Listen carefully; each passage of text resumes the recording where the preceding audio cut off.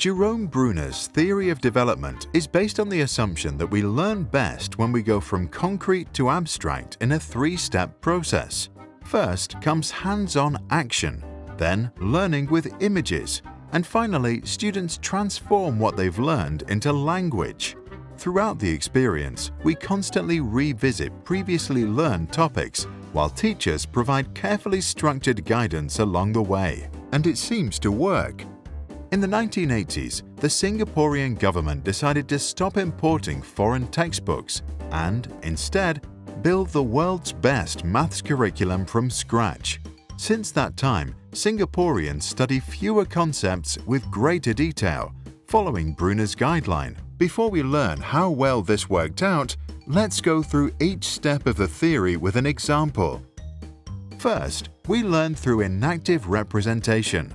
This happens in hands-on experiences, ideally with real-world applications. To divide 4 by 2, two students learn to cut a cake into 4 slices, so each can eat one now and bring one home later. Step 2 is iconic representation. We now link our memories of the experience to iconic pictures. Students are asked to draw a cake that was cut into 4 pieces. Last comes symbolic representation. We now use the images we internalized earlier and turn them into abstract language, such as mathematical symbols. Using a little bit of retrospection, we can easily solve the problem. This last phase is also called language-based because we are really just learning the right words and symbols to express our thoughts. The actual maths knowledge was acquired much earlier through hands-on experiences.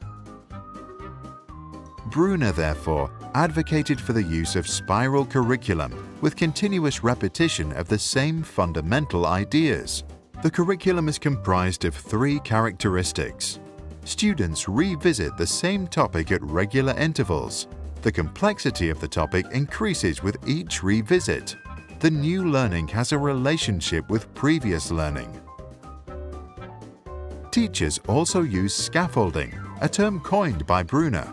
Teachers do this by structuring activities based on students' existing knowledge and in a way that helps them to reach the desired learning outcome.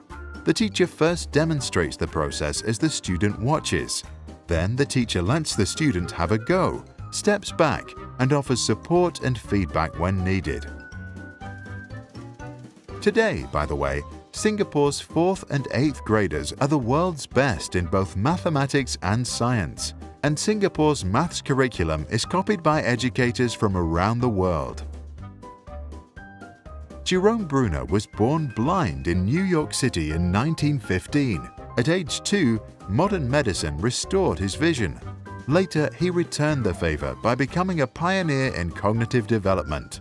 He believed that any subject can be taught in an intellectually honest form to any child at any stage of development. What do you think about Bruner's theory and his suggestion for better learning?